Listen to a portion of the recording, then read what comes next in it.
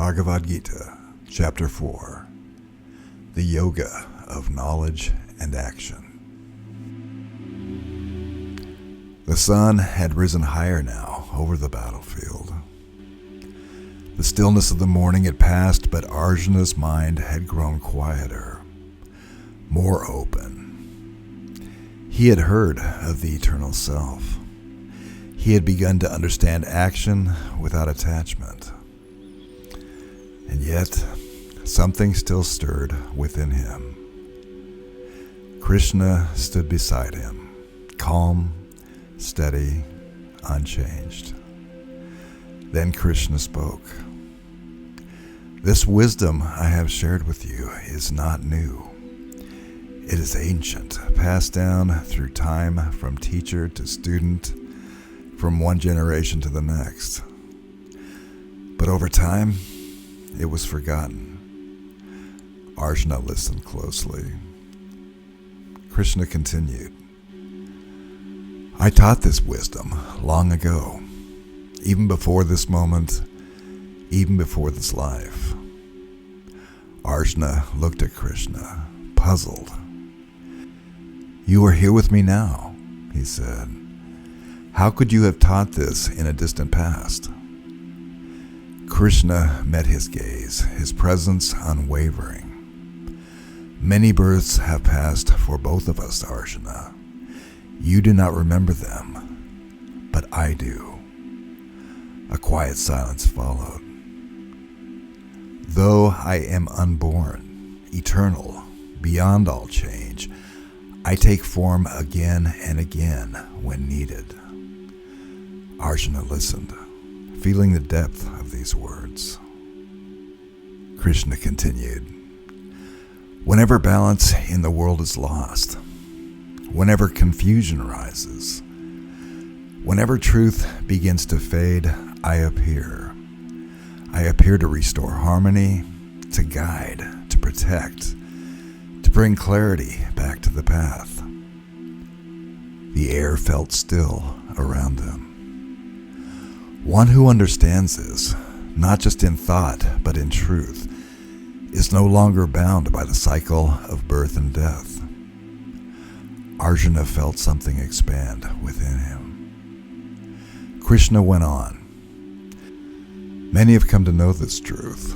Free from fear, free from attachment, they have come to rest in me. A soft wind moved across the battlefield. Krishna's voice remained steady. People approach truth in different ways.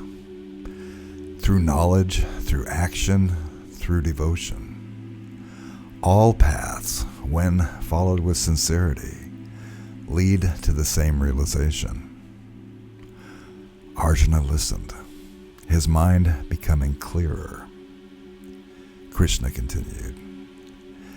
Action, when understood deeply, is not what it appears to be.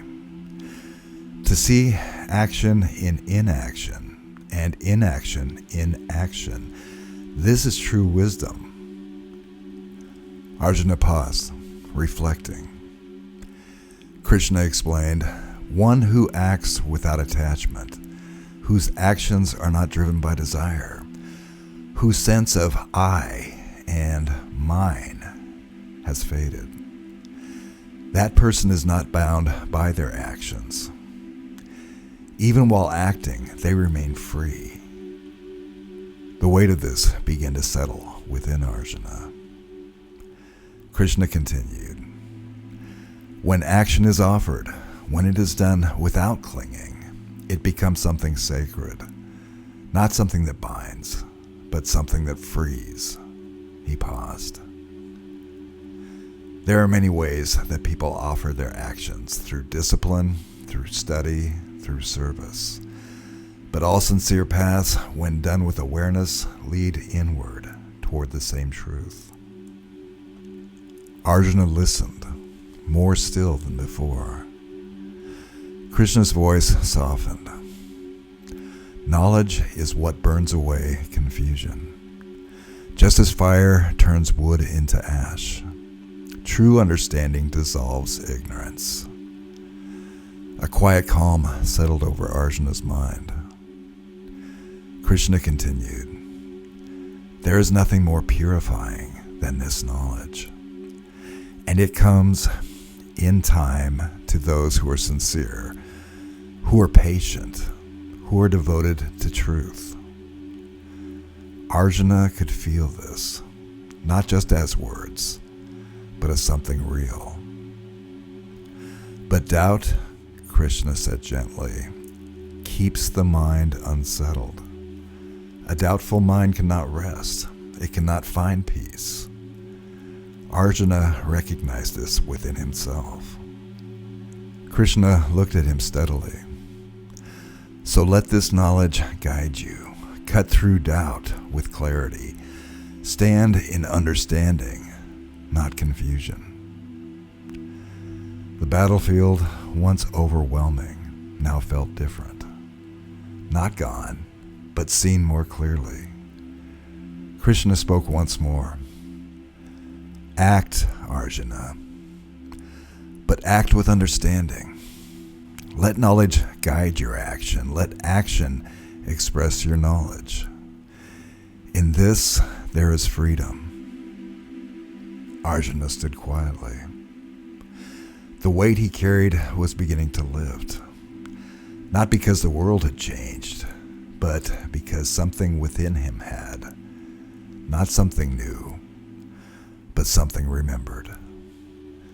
This is the yoga of knowledge and action.